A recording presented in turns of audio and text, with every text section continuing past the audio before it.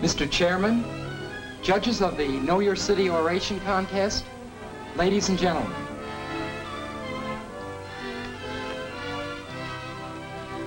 For the subject of my oration, I have selected my dad's company. My father has one of the most important jobs in the city. He's an overhead lineman for the Detroit Edison Company.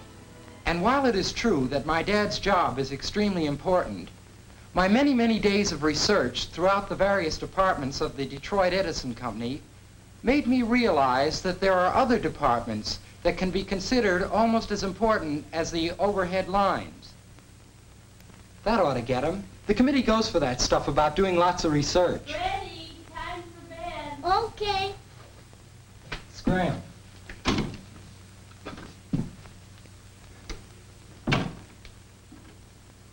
Ever since the Edison Company was founded in 1886, it has supplied low-cost electricity for light and power to an ever-growing list of customers. Today, it serves more than 3 million people, supplies 95% of the power needed to run Detroit's great factories. Hi, Dad. Just practicing my speech for the oration contest. Fine. Sounds pretty good. Is it all finished? 3/4, practically. I've changed it, though. Made it a lot broader in scope. Oh, a lot broader in scope, huh? Well, maybe that's a good thing. Only I thought your story on electricity, the silent servant, wasn't bad. Yes, but nowadays everybody knows about that. Everybody knows that electricity lights the house, makes the toast, shaves your face, curls your hair, wakes you up, keeps you warm, heats the water, cooks the food, runs the radio.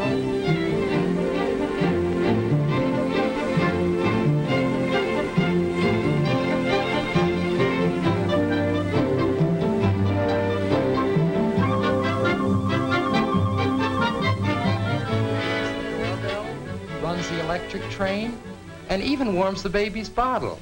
See what I mean, Dad? And that's only part of the list.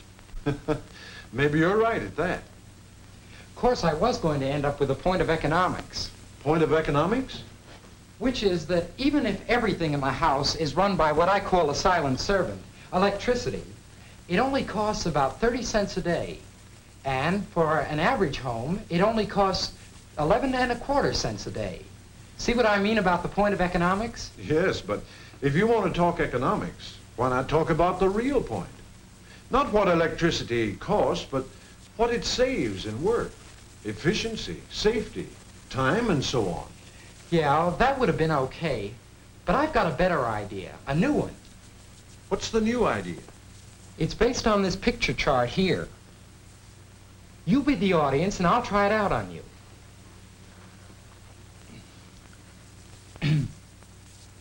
Electricity made by the Detroit Edison Company is the product of coal, air, and water.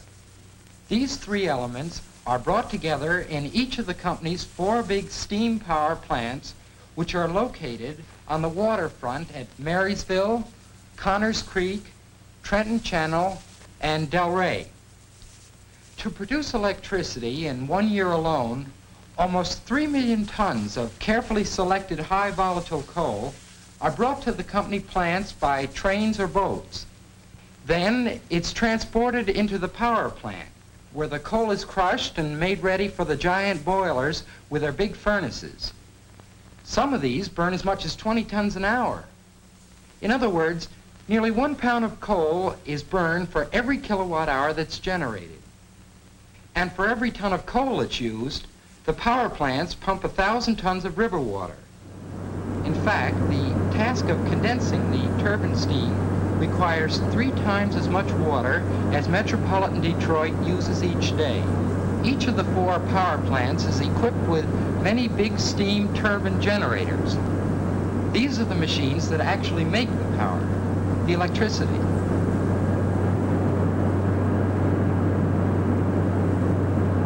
The amount of electricity generated in the company's 4 hydropower plants is relatively small, actually less than 1% of the total. Next door to the big power plants are what is known as step-up stations, complicated structures of steel with transformers, copper cables, and heavy overhead lines. The purpose is to raise the voltage or pressure of the electricity in order to most efficiently send it along its way over the miles and miles of high-tension wires that carry the power to the cities, towns, and villages. Next, the power is delivered to one of the company's 12 big step-down transformer stations. Naturally, the voltage has to be reduced before it can be used in the farms, factories, stores, and homes. So, the big transformers in the step-down stations reduce the voltage and again send the electricity on its way along the overhead lines and, whenever necessary, through the costly underground cable system.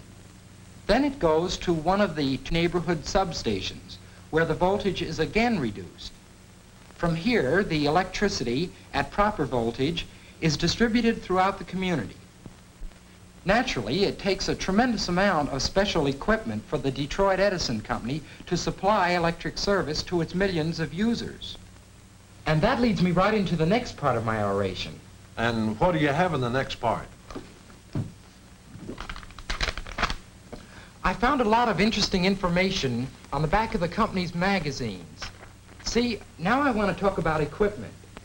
For instance, look at this. The company has to stock over 15,000 individual items. These vary from a common pin to a transformer that costs more than a house. See, Dad, there's a lot of good stuff here. Look at this one. There's enough wire in the company overhead lines to go around the equator 3 times. Boy! And it takes 3,500,000 gallons of insulating oil to fill the company's transformers alone. And look at this one. More than 5 million trees have to be kept trimmed so they won't damage the overhead lines. And look at this one on the number of lamp bulbs exchanged. Wait a minute, son. Is all this the kind of stuff you're going to have in your speech? Sure. I spent a lot of time gathering all this information. I know how many trucks they have. I know how... But this is what I mean. After all this research, it's too bad you didn't see the company. Especially since that's what you said you were going to write about. But this is all about the company. I said I Look, was... son, here's what I'm getting at. The Detroit Edison Company is more, much more than just a big collection of costly power plants, buildings, trucks, transformers, and other electrical equipment. The thing that makes a company, any company, the thing that gives it, well, that gives it character, is the people in it. And you didn't say a word about them. For example, you talked about the big coal piles instead of the men who handle all that tonnage. That takes skill. It takes skill to pack all that coal into piles that are never too high and yet getting as much coal as possible into the storage space. If you'd taken the time to talk to those men, you might have found out how important that job is. Those tons of coal have to be properly packed to avoid fires from spontaneous combustion. And while we're talking about skills, while you were in the power plant, you should have watched the men getting ready to start the fires in the big furnaces. Those furnaces are so big, the men get right inside and do the job right. And you have to know your stuff to run those boilers in a power plant. You have to know when to feed in more coal and when to cut it down. You have to have enough steam ready at all times for the turbines, ready and at the right pressure too. And did you listen to the hum of those big steam turbines? Probably didn't mean a thing to you. But to the men on duty, it means plenty. After years of experience, they can tell by the hum alone that all's well.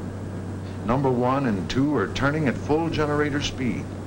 Number 3 is gradually picking up speed, ready to come in on the line with extra power. And how do they know that extra power is needed? Well, remember the central control room in the company's main office? It's quite a setup. On that one big board, you can see the entire high voltage system covering over 7,500 square miles of southeastern Michigan. And just by looking at the lights, you can tell what turbines are running in each power plant. You can see the stations, the substations, as well as all the main transmission lines. But here again, it's the men on the job that count. It's the experience and skill of the dispatcher and the men who work with him that makes all this mean something. The best way I know to describe the load dispatcher's job is to say that he has to order the amount of electricity that the customers are going to need. Whenever a customer closes a switch to start production in a factory, turns on a range to start breakfast in a home, that customer is demanding the immediate delivery of electricity. And because Edison electricity can't be stored, must be made the very second it's used, it's the load dispatcher's job to order it for them and have it ready for split-second delivery. And how does he do that? Oh, but wait a minute. I could spend all day talking about the load dispatcher and his job. See, in addition to everything else, he has to watch the weather, the temperature, the date, the holidays, the clouds, and 1,000 other things. Because all those things influence the amount of electricity the customers may demand at any given time. Why, the load dispatcher even guards the accuracy of your electric clock there. Now, you said the Edison Company had a reputation for dependable service. Well, it's men like the dispatcher, the people who know their stuff, that make that possible. Just by looking at this one book, you can see that there are people with special skills all through the organization. Take the department heads, the managers, the men who actually manage the company. Apart from the skills it takes to operate the business for the investors, the people like me and the other stockholders, the managers have to decide on company policies, hire and train the right kind of people, people with personality as well as ability. And according to this book, they have to plan ahead for the future. Be sure that the company's finances, equipment, and facilities are big enough to handle all the power needs in the foreseeable future. I guess that takes experience as well as skill. Again, for instance, take the people who do the planning for the construction department. They're mechanical, civil, and electrical engineers. They're artists and architects. They design and plan the company's buildings, power plants, district offices, and lots of other things. There's plenty of skill there. Or take the map-making department. We have to have thousands of maps and blueprints showing every street, road, and alley in the system. We have to have up-to-date detailed maps of every foot of overhead and underground line system. And believe me, I know these detailed maps help plenty when it comes to giving dependable service. And how about the men in the meter department? All the meters are tested at regular intervals and, when necessary, repaired. I understand it takes people with the skill of a jeweler to adjust the meters. And every one is checked for accuracy against special instruments certified by the United States Bureau of Standards. And while we're on the subject of skills, the men who trim all those millions of trees you mentioned have it. They're trained in the necessary techniques of forestry. Working under the direction of governmental foresters, they always try to preserve the natural beauty of the trees they trim. You've watched the men on my crew, the Hot Stick Gang. That job takes a little knowing how to. In fact, it takes a good many years training to be a qualified lineman.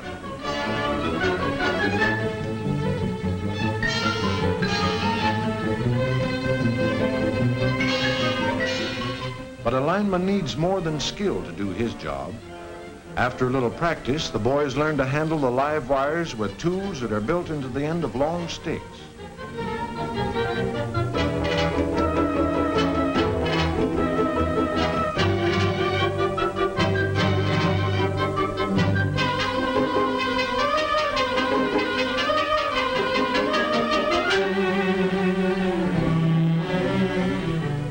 But the important thing is the teamwork that you need up there. You cooperate with each other, work as a unit. And what's more, you never get careless, because those are live wires up there.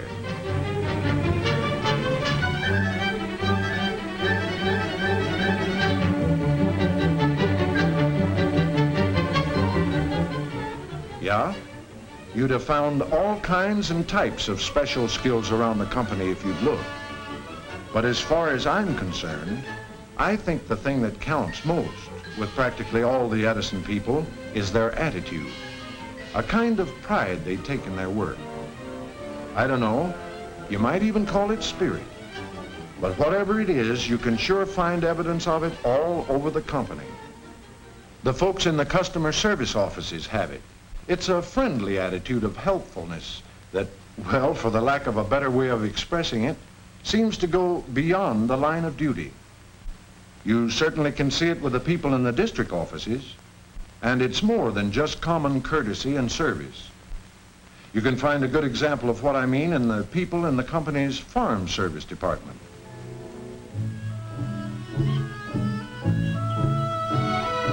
They don't stop with just doing a job of helping the farmer with his electrical problems, because the farm serviceman is more than an advisor.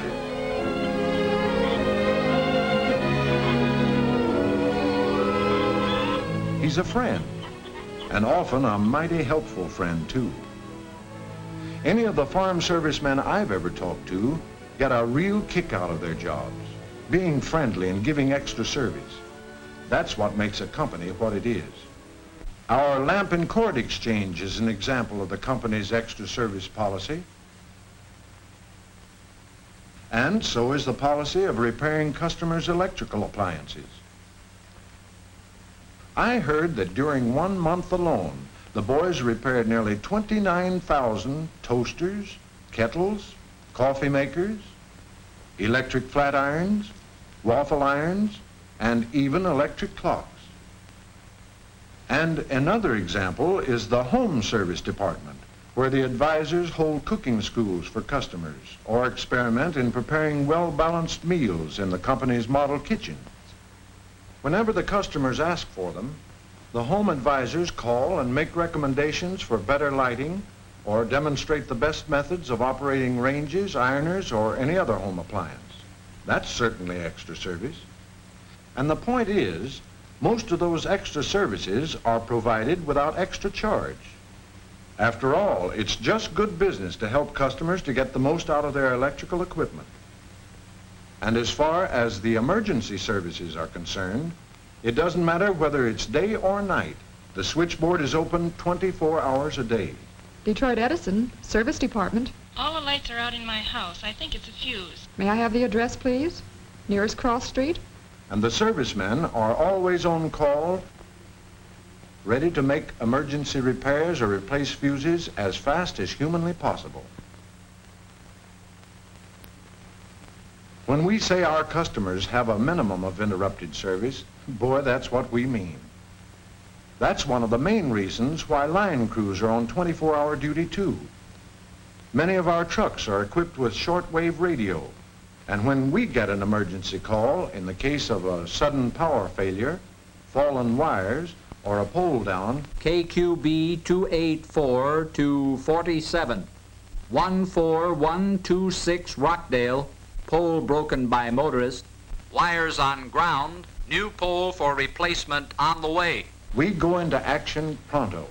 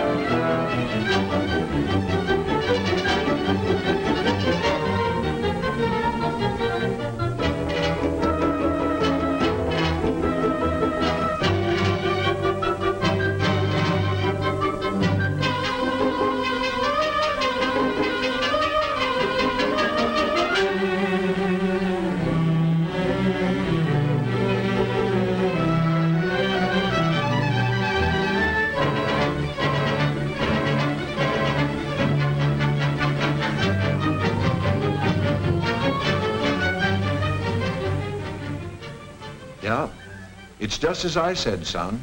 After all, it's the people who make a company what it is. Oh, sure, a company needs equipment, the best and most efficient there is. And also, a company needs good operating policy. But it's training, experience, and skill, and the spirit of the people that counts.